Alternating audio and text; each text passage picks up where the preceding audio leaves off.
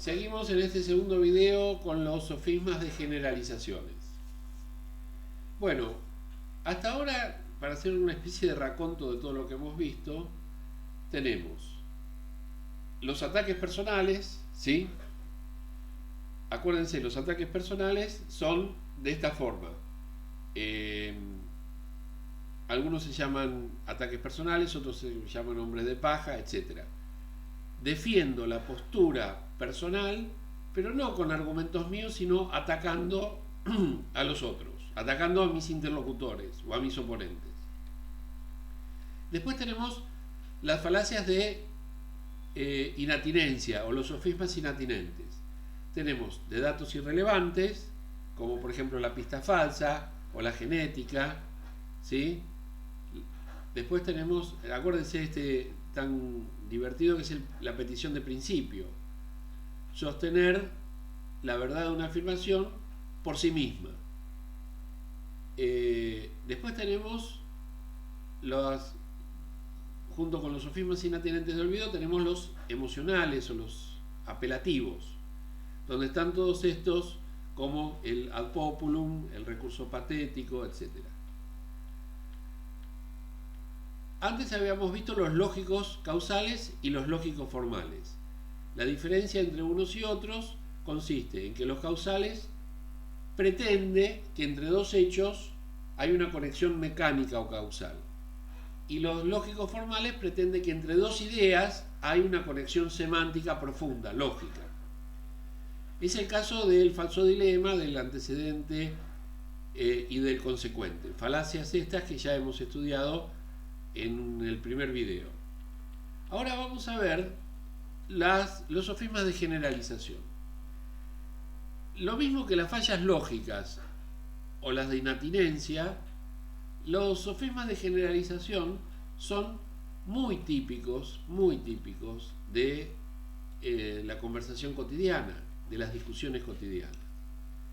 ¿Por qué son típicos? No porque la gente sea tonta o malvada, sino porque nosotros vivimos prácticamente en la singularidad. Cada día pasan cosas, pero las cosas que pasan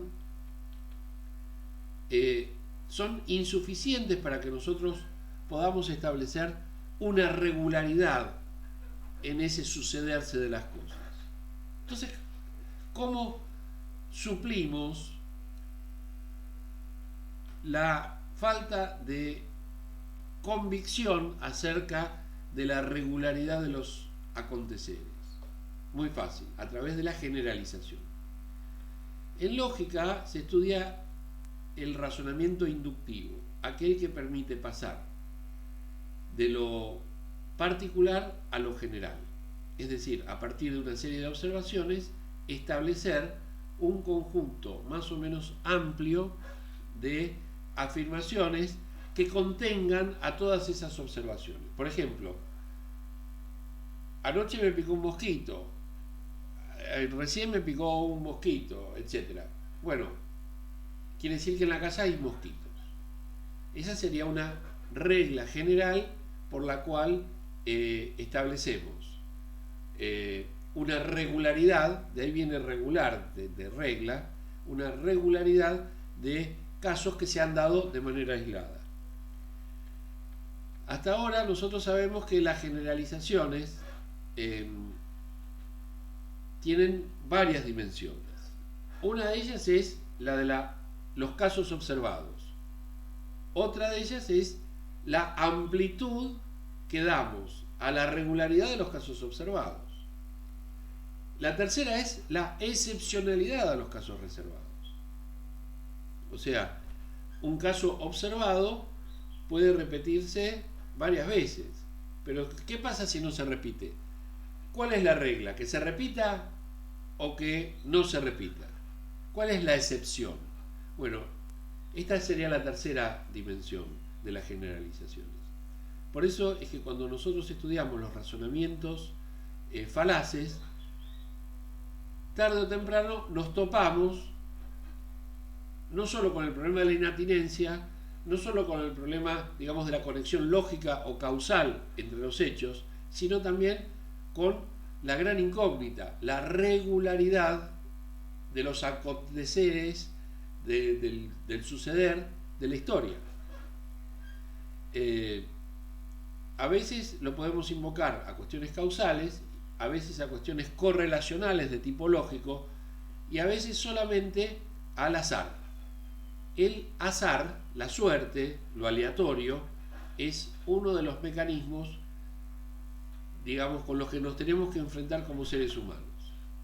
Porque como seres humanos queremos la consistencia, la regularidad, reducir al máximo el riesgo de lo imprevisible. Para eso tenemos que tener la facultad de determinar en qué momento una generalización es correcta o no. Por eso estos sofismas, que también son muy frecuentes en la vida cotidiana, tienen que ayudarnos a confiar en generalizaciones que no están bien sostenidas. Fíjense en este caso. No es de buena conducta utilizar el celular durante la cena. Pero en esa oportunidad estaba exasperado y para no pelear traté de pasar el tiempo distraído. ¿Qué intenta hacer acá el que argumenta?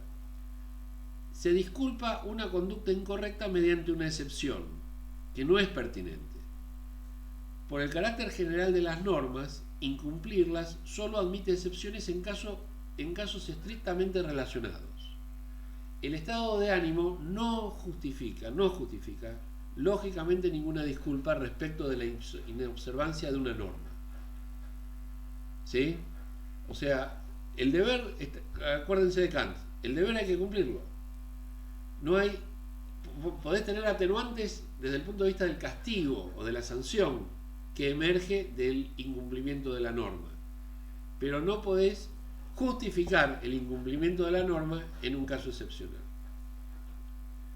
Por ejemplo, si a mí se me escapa un tiro, yo no puedo decir que, por ejemplo, mato a un pájaro, no puedo decir que es mi culpa porque no era mi intención hacerlo. Pero si mi intención es matar a un delincuente, el homicidio se produce igual. La ley puede prever atenuantes, pero eso no significa que la ley no se haya incumplido en ese caso. Las falacias de generalizaciones consisten en proponer conclusiones basadas en pocas observaciones o sostenidas en casos excepcionales. Dada la poca evidencia que aportan a la conclusión, estos razonamientos también se los conoce como insustanciales. Las formas son secundum quid, que en latín quiere decir según lo que, ¿sí? Bueno, siguiendo, por lo tanto, la conclusión precipitada, la casuística, la conclusión desmesurada y el embudo. Entre los sofismas causales habíamos visto la de la resbalada,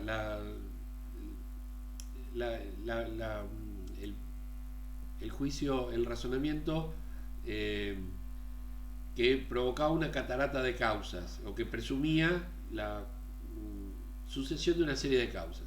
Acá tenemos la del embudo. En lugar de ser causas, tenemos casos concurrentes. Ya los vamos a ver. Se obtiene una conclusión precipitada si se generaliza a partir de casos insuficientes o excepcionales. En la conclusión desmesurada se incurre si la generalización se aparta significativamente de los datos. O sea, en un caso tenemos solamente observaciones insuficientes o excepcionales. Y en el otro caso lo que tenemos es una especie de inatinencia. ¿Sí? O sea, tratamos de sostener nuestra postura en casos insuficientes, pero que además tienen poco que ver con la tesis presentada. Es muy sutil la diferencia. Si se niega que las reglas generales tengan excepciones, o se aplica una regla general a una excepción, se comete el sofisma secundum quid. En este caso se trata de una combinación del que pide perdón por no cumplir una norma o del que, extendiéndose más allá de las observaciones, intenta justificar una excepción. O mejor dicho, intenta negar la excepción. Si se rechaza una regla general porque tiene excepciones, se incurre en un sofisma casuístico. Ya vamos a ver en qué consiste el sofisma casuístico, en el que también incurrimos bastante frecuentemente. Si rechazamos la aplicación de una regla, apelando a excepciones infundadas, se obtiene un sofisma del embudo. Como ven, en todos los casos hay una tensión entre las tres dimensiones: las observaciones, o sea, el número de casos; la generalidad, es decir, la regla; y las excepciones. Vamos a comenzar por la falacia de la conclusión desmesurada. Todos los políticos son iguales. Bueno, no importa lo que le responda el otro. Todos los políticos son iguales, y lo dice con el dedito levantado. ¿Qué significa? Justamente una conclusión desmesurada, porque hay políticos que tienen su particularidad, ¿sí? Aunque no parezca. ¿Por qué no parece? Porque justamente como tendemos a la regularidad, afirmaciones como estas parecen evidentes, pero en realidad se sostienen en una observación insuficiente para la conclusión que se obtiene. Fíjense esta otra: la leche es nociva para la salud, lo cual es verdad. Los seres humanos somos los únicos animales que consumimos leche después del destete. Sí, y somos los únicos que consumimos leche de otra especie, y para colmo de otra especie. Bueno, la falacia por conclusión desmesurada es un error que se comete cuando, a partir de datos ciertos, llevamos la conclusión más lejos de lo que aquellos permiten. Los políticos son iguales, pero lo que quiere decir el sujeto acá es lo siguiente: que todos son malos. Y sabemos que si esto fuera cierto, estaríamos realmente en una situación muy comprometida. Pasemos a la falacia casuística. Consiste en rechazar una generalización alegando excepciones irrelevantes. Las reglas generales, como por ejemplo que todas las personas necesitamos estar acompañadas, las reglas generales sí son normas culturales de nuestra sociedad, que todas las personas necesitan el cuidado adecuado, ¿sí? Parecen verdades de sentido común, verdades de perogrullo, pero hay quien las combate. Hay quien dice: ¿para qué quiero vivir si no tengo trabajo? No, bueno, es que la vida es algo mucho más importante que el dinero. Por supuesto que no podés vivir sin trabajar, pero no confundas los dos planos. Las reglas generales no se invalidan señalando excepciones, sino demostrando que las excepciones conforman la mayoría de los casos. Nunca estamos frente a una totalidad de casos. Por lo tanto, siempre va a haber excepciones dentro del conjunto, dentro del universo de casos observados. No es cierto, fijemos este ejemplo, no es cierto que las bebidas azucaradas contribuyan al sobrepeso y la obesidad. ¿Cómo que no? Tengo un amigo que toma mucha gaseosa y es muy flaco. No, no tiene nada que ver. Puede ser una excepción, puede tener otras enfermedades u otra disposición hormonal que le permite no almacenar el azúcar y sintetizarlo en grasa. Yo qué sé, no tengo mucha idea, pero hay excepciones. Además es flaco por ahora, espera que crezca, espera que deje de hacer actividad física, yo qué sé. No tomes un caso excepcional como refutación de una regla. Esa sería la enseñanza que nos deja la falacia casuística.